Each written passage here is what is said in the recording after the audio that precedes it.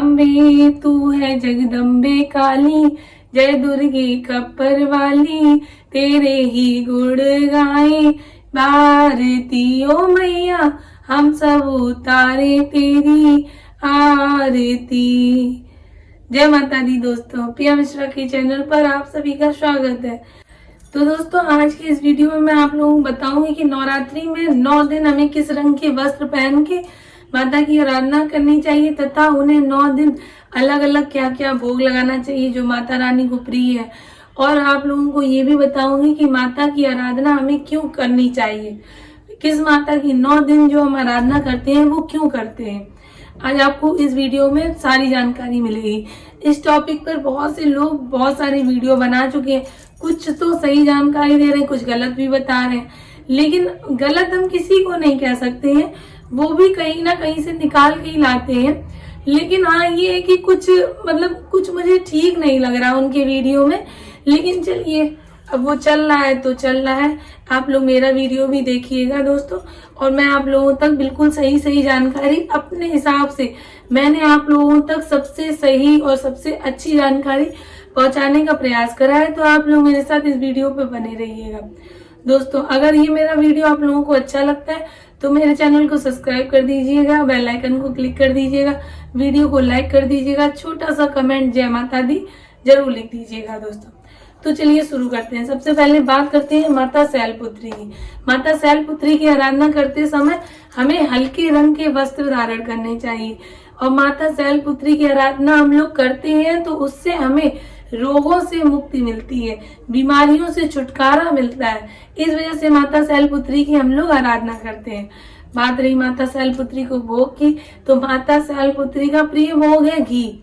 तो घी से बनी हुई वस्तुओं का भोग हम लोग माता शैलपुत्री को लगाएं। तो घी में भी माता शैलपुत्री को गाय का घी सर्वाधिक प्रिय है, लेकिन अगर गाय का घी ना मिल पाए तो हम लोग घी का भी भोग लगा सकते हैं। तो दोस्तों आप लोग समझ में आ गया। पहले दिन ये, दूसरे दिन माता ब्रह्मचारिणी। माता ब्रह्मचारिणी का पसंदीदा रंग है लाल, तो माता ब्रह्मचारिणी की आराधना हमें लाल रंग के वस्त्र धारण करके करनी चाहिए। इन माता की आराधना की जाती है हम लोगों को लंबी आयु के लिए, लंबी उम्र का वरदान देती है माता ब्रह्मचारिणी। माता ब्रह्मचारिणी को सफेद रंग की वस्तुओं का भोग लगाना चाहिए और मिश्री चीनी पंचामृत का भोग भी लगाया जाता है। तो दोस्तों बात आ गई समझ में। बात करते हैं तीसरे दिन माता चंद्रघंटा की। तीसरे दिन माता चंद्रघंटा की आराधना की जाती है। तो माता चंद्रघंटा की आराधना हमें नारंगी रंग के वस्त्र पहनकर करनी चाहिए। तो ये माता होती है दुख को हरने वाली। जितने हमारे जीवन में दुख हैं, संकट हैं, सबको हरने वाली माता होती है चंद्रघंटा। इन माता को भोग लगाया जाता है दूध से बनी हुई वस्तुओं का। दोस्तों आप लोग समझ में आ गया। माता चंद्रघंटा की आराधना करने से हमारे सारे जीवन के दुख दूर हो जाते हैं और इनको भोग लगाया जाता है दूध से बनी हुई वस्तुओं का। अब बात करते हैं माता कुष्मांडा माता की। माता कुष्मांडा की पूजा हम लोग करते हैं तो ये उमंग में वृद्धि करने वाली माता होती है तथा ये तेज बुद्धि, निर्णय लेने की क्षमता को बढ़ाती है। इनकी आराधना करने से हम लोगों की बुद्धि तेज होती है। इनकी आराधना हम लोगों को पीले रंग के वस्त्र पहन के करनी चाहिए। समझ में आया दोस्तों।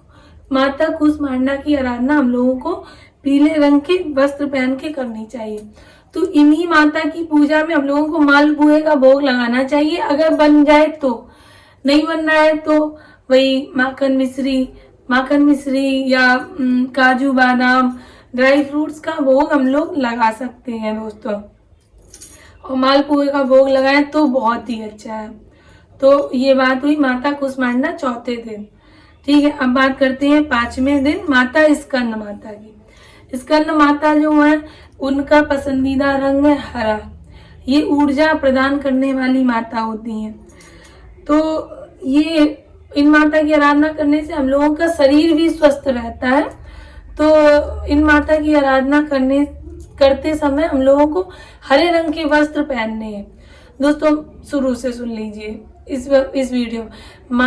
पांचवें दिन हम लोग पूजा करते हैं स्कंद माता की। इन माता की आराधना करते समय हम लोगों को हरे रंग के वस्त्र धारण करने चाहिए और ये माता ऊर्जा प्रदान करने वाली माता होती है, ये शरीर को स्वस्थ रखने वाली माता होती है। और इन माता को केले का भोग लगाया जाता है। दोस्तों समझ में आ गया कि छठवें दिन हम लोग कात्यायनी माता की पूजा करेंगे और उस दिन माता को भोग लगाएंगे शहद का। और इन माता की आराधना करते समय हमें स्लेटी रंग की या भूरे रंग की साड़ी पहन के माता की आराधना करनी चाहिए। दोस्तों बात आ गई समझ में। माता कात्यायनी की आराधना छठवें दिन हम लोगों को करनी है। भूरे रंग के या स्लेटी रंग के वस्त्र पहन के इन माता की आराधना करने से हमें सुंदरता में वृद्धि होती है। इन माता को हमें शहद का भोग लगाना चाहिए। और ये माता ऊर्जा प्रदान करने वाली माता तो सभी होती हैं, लेकिन ये माता भी होती हैं ऊर्जा प्रदान करने वाली। तो आप लोगों को समझ में आ गया दोस्तों। अब बात करते हैं माता सातवें दिन माता कालरात्रि की। माता कालरात्रि की आराधना करते समय हमें रॉयल ब्लू रंग का वस्त्र पहनना चाहिए। तो दोस्तों बता रहे थे कि 9 रात्रि होती है, 9 दिन की पूजा नहीं होती। दिन में हम लोग सुबह नहा धो के स्नान करके माता की आराधना करते हैं, पूजा पाठ सब करते हैं, लेकिन हम लोगों को इस चीज का ध्यान रखना है कि शाम को पूजा हम लोगों को अवश्य ही करनी है माता को। और एक चीज बता दें कि हम लोगों को जो मैंने आपको भोग बताए हैं, उस भोग में आप लोगों को लौंग इलायची का भोग सुबह शाम माता को अवश्य लगाएं। लौंग इलायची का भोग, पान सुपारी लौंग इलायची, ये चीजें माता की प्रिय होती हैं। ये 9 दिन दोनों समय हम लोगों को माता को यह भोग अवश्य लगाए। तो चलो सबसे पहले आप लोगों को बता देते हैं। 9वें दिन माता सिद्धरात्रि की आराधना हम लोगों को गुलाबी रंग की साड़ी या वस्त्र पहन के माता की आराधना करनी चाहिए। और इस दिन माता को हम लोगों को भोग लगाना है हलवा चना, और मतलब पूरा भोग जो हम कन्याओं को भोग दे कराते हैं वही भोग माता सिद्धरात्रि को हमें कराना है। ये माता जो होती है माता सिद्धरात्रि जो होती है, ये ज्ञान को प्रदान करने वाली माता होती है। तो दोस्तों आप लोगों को बात समझ में आ गई। ज्ञान को प्रदान करने वाली माता सिद्धरात्रि, इनकी आराधना हमें गुलाबी रंग के वस्त्र धारण करके करनी चाहिए। इनको भोग हम लोगों को खीर पूड़ी और चना हलवा इन सब का लगाना चाहिए। समझ में आ गई बात। अब बात करते हैं उन लोगों की जो लोग पूछते हैं दीदी क्या मैं सूट पहन सकती हूँ, क्या मैं सूट पहन के माता की आराधना कर सकती हूँ, और जिनके पास इस रंग के वस्त्र नहीं है उन्हें क्या करना है। तो आपको बता दें, हाँ आप लोग सूट पहन सकते हैं। वस्त्र होते हैं, आप लोगों को अभद्र चीजें पहन के नहीं पूजा करनी चाहिए। जैसे मंदिर कुछ लोग चले जाते हैं जीन्स पहन के, कुछ लड़कियां बड़े मतलब अभद्र वस्त्र पहन के नहीं हम लोगों को पूजा करनी चाहिए। हाँ सूट पहन सकते हैं, सूट पहन के सर पे चुन्नी रख के ही हम लोगों को माता की आराधना करनी चाहिए। और आपको बता दें, और क्या बताना था, अभी आप लोगों ने हमसे सवाल किया था कि हाँ कि नवरात्रि में हम लोगों को भोग, हाँ आप लोगों ने सवाल करा था कि हम लोगों के पास इस रंग के वस्त्र ना हो। तो अगर आप लोगों के पास इस रंग के वस्त्र ना हो तो ऐसी चुनरी तो सभी के पास होती है, 2-2 250 रुपए में मार्केट में मिलती है, लाल हरी पीली, वो चुनरियां आप लेके रख लो। आप प्रतिदिन वही चुनरी पहन के, प्रतिदिन भी अगर आप पूजा करते हैं तो वही चुनरी पहन के पूजा कर ले। किसी के लिए किसी चीज की बंदेगी नहीं, आपकी इच्छा हो तो करिए।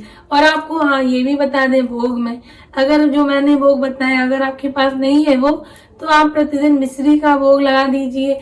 जो आपके पास श्रद्धा हो, जो घर में जो फल आया हो, जैसे सेब है, सीजनल फल है, जो आए हो उनका भी भोग आप लोग लगा सकते हैं। और वो भोग आप लोगों को लगाना चाहिए। प्रतिदिन की पूजा में भी आप लोगों को यही करना चाहिए। जो आपके यहाँ नई वस्तु आई हो, नई मिठाई आई हो, काजू बादाम ताजे आए हो, फल ताजे आए हो, या माखन मिश्री और बतासे हैं, इन सब चीजों का वो क्या कहते हैं, जो भी आपको नया लग रहा हो मीठी चीजों में, उनका आप भोग लगा सकते हैं। तो दोस्तों आप लोग सूट पहन सकते हैं और आपको कोई बंदेजी नहीं है कि आप इसी रंग के वस्त्र पहने। आपके पास जो रंग है आप वो रंग के वस्त्र पहनिए।